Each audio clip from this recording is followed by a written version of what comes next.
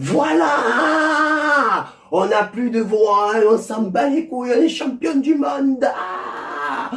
Et avant de faire ce débrief, je te propose un petit...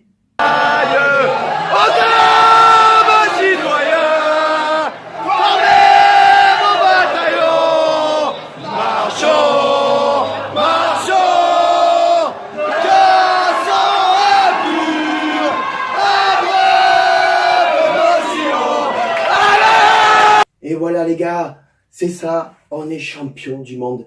20 ans après, regarde-moi ça, 20 ans après. 20 ans après, c'est celle-là, elle est périmée. Le maillot, il est périmé. Le coq, il est périmé. La marque, elle est périmée. Le gars dedans, il est périmé aussi. Il y a tout qui est périmé, hein. Voilà. Et non, mais pour ça, sans déconner, attendre 20 ans après, j'avais 10 ans quand on a été champion du monde. 9 ans même, j'ai plus de voix, j'ai plus de rien, j'ai plus de... Champion du monde, c'est exceptionnel. C'est exceptionnel, les gars, les champions du monde. Après, le match, on s'en fout, personnellement, on s'en fout. On a quand même eu beaucoup de mal face à ces Croates, quand même. Hein. Ils sont bien rentrés dans leur finale, très très bien rentrés dans leur finale. Ils avaient tout. Les Français n'arrivaient pas à jouer, ils n'arrivaient pas à se sortir de la défense, des attaques croates. Hein. À un moment donné, on croyait que c'était les Français qui avaient 3 prolongations dans les dents et un jour en moins de récupération. Et c'est dit, ça commence mal. Et pourtant, Griezmann encore sur coup franc, sur coup de pied arrêté, hein, qui la dépose sur la tête de Mandzukic. Me fait de la peine, Miskin, parce qu'il joue à la Juve, mais je l'aime beaucoup ce joueur. Et il met le but contre son camp. Voilà. À partir de là, on se délivre un petit peu. Mais les Croates, ils sont toujours présents. Hein. Ils ont tout. Ils ont tout. Ils ont les contres. Les transmissions de balles passent. Ils font bien tourner le ballon. Ils attendent, ils sont patients. Ils sont patients. Et au moment de mettre de la percussion, ils en mettent de la rapidité. Ils en mettent aussi. Et ils sont présent et ça ne loupe pas. Perisic, qui ne devait pas jouer le match, il marque le but de l'égalisation pour la Croatie. Et après, malgré tout, quand même, avant la fin de la mi-temps, Griezmann qui marque le penalty et qui nous fait rentrer au vestiaire avec un but d'avance.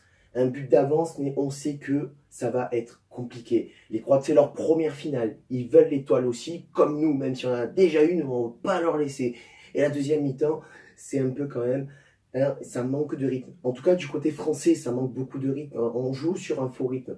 On a l'impression que les Croates, ils nous endorment. Mais pourtant, ça n'empêche pas à Pogba et à Mbappé d'achever les Croates, de les crucifier sur place. Subacic, le pauvre qui a été très très bon dans cette Coupe du Monde, là, n'est pas rentré, lui, dans sa finale. Par contre, par rapport aux autres équipes,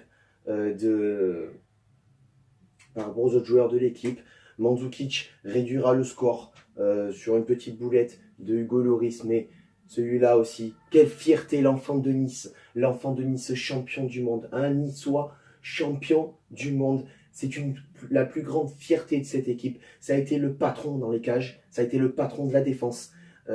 Sans lui, on n'aurait pas gagné. Hein. Et les joueurs qui m'ont fait plaisir dans cette finale, hein, bien sûr, il y a Grisou, exceptionnel. N'Golo Kanté, exceptionnel aussi, bien sûr. Varane, Umtiti, qui ont été présents encore là. Benjamin Pavard, Hernandez, ils ont été très bons aussi. Hein. Mbappé encore, la fusée. Et Giroud, qui a fait du Giroud, hein, qui a quand même distribué des bons ballons, mais qui n'était pas à 100% de cette Coupe du Monde, dans cette finale, puisqu'il n'a marqué aucun but. Hein, il n'a marqué aucun but. Mais ce qu'on retiendra, hein, c'est cette folie, les gens, le rassemblement qu'il y a eu autour de cette équipe de France pendant un mois, et surtout pendant la finale. Hein. Et sur ce, les gars, on est champion du monde, je suis mort, je suis fatigué, je veux me recoucher, et je vous laisse un peu avec l'ambiance de Nice.